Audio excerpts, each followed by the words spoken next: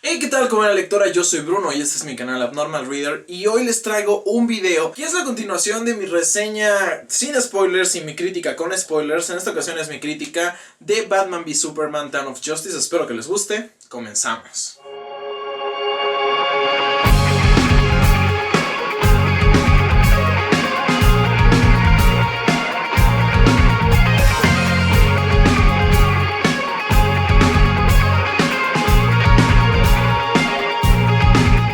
Primero que todo, les recomiendo que vayan a ver mi reseña si es que no la han visto.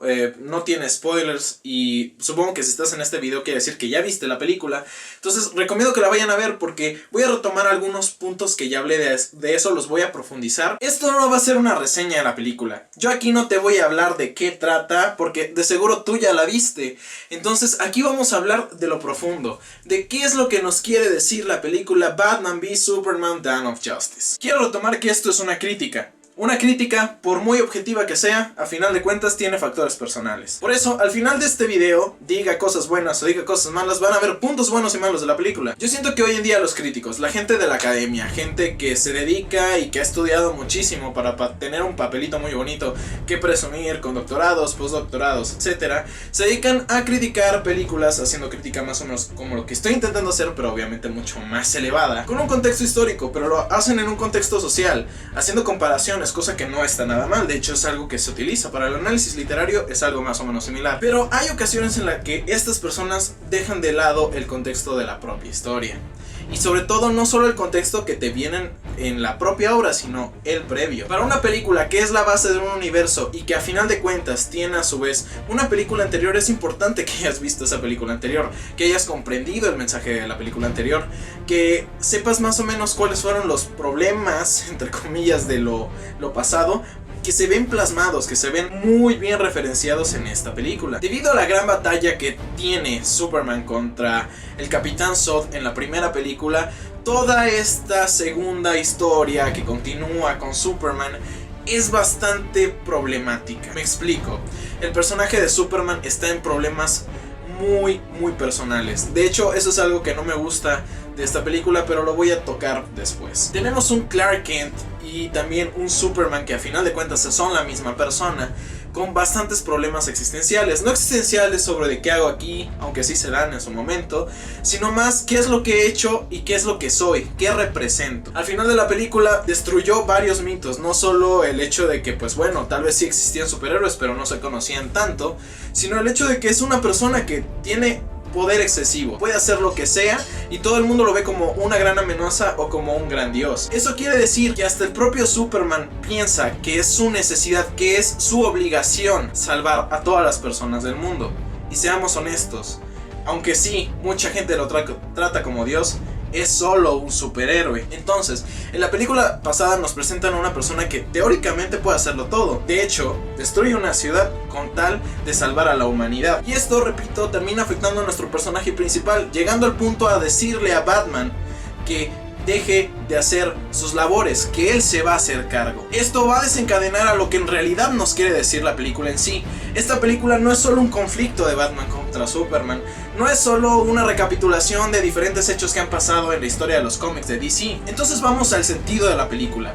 Para mí personalmente, ¿qué me proyectó Batman v Superman? Les repito, sí, es una gran batalla, sí, se junta la Trinidad, sí, un Lex Luthor bastante impresionante, un Batman muy bien trabajado, una Wonder Woman super badass, etc. ¿Qué es lo que te dice la película? ¿Cuál es el mensaje? El primer mensaje que nos dejan claro: Superman no puede. Superman llega a un punto en el que cree que es necesario que él se desviva por la humanidad.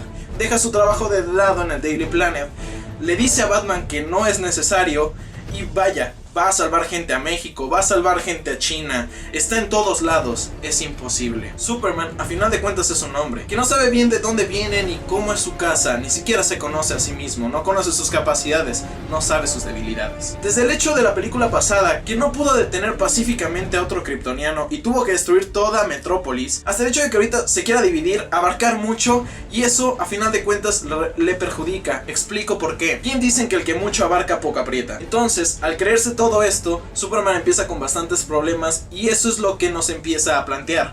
Superman no puede solo. Ahora, el gran spoiler que puede ser de la película: Superman muere, pero era necesario matarlo. ¿Por qué era necesario? Por lo mismo que estaba diciendo, mucha gente lo odia y mucha gente lo ama, y un punto medio sería que las personas estuvieran contentas con su existencia, mas no le exigieran demasiado.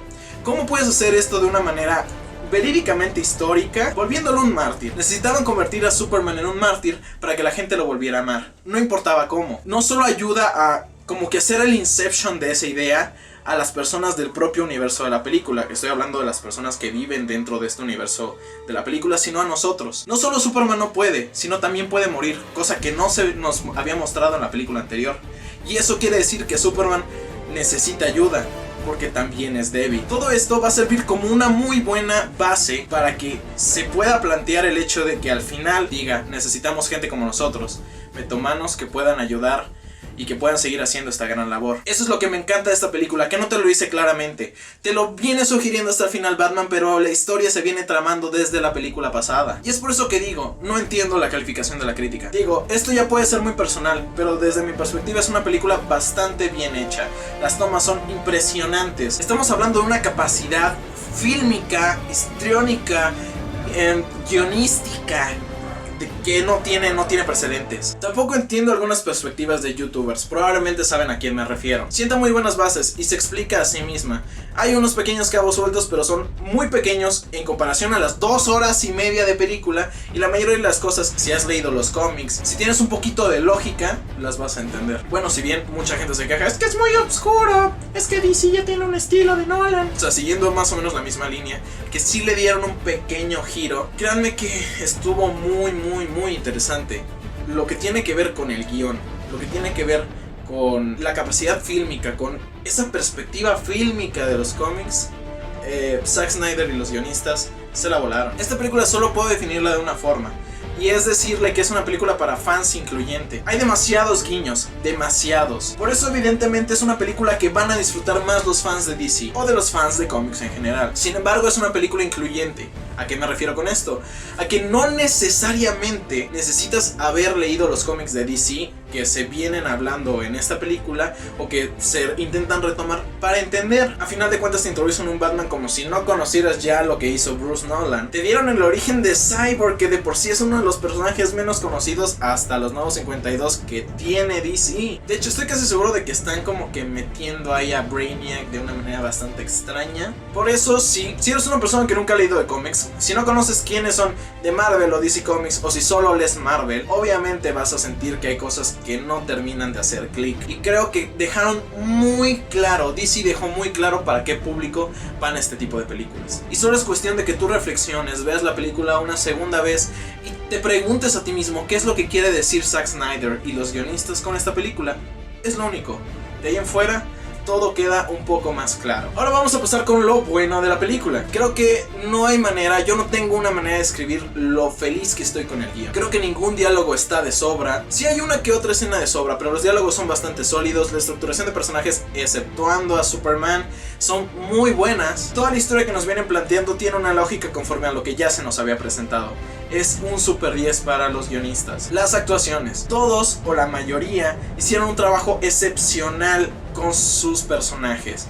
Ben Affleck cayó bocas, Batfleck fue todo un éxito, Lex Luthor para mí se llevó la película, no tanto por el personaje en sí, sino por la actuación y la interpretación que le da Jesse Eisenberg. Gal Gadot se ve preciosa, mucha gente la criticaba de que no, está muy delgada y no sé qué tantas cosas, pero créanme que estuvo muy bien. La actuación de Henry Cavill siempre me deja con un pero a final de cuentas esta película siento que estuvo muy acorde y que intentó hacer al menos al final lo mejor posible y le quedó bastante bien. Otro punto muy interesante, siento una buena base para el universo. Si bien mucha gente puede decir es que fue demasiado apresurado, pudo ser muy apresurado, y hay gente que dice que le atascaron de personajes, cosa que no sucede porque tampoco es como que no supieras que iban a aparecer o como que sientas que los metieron demasiado rápido y que no se les va a explicar.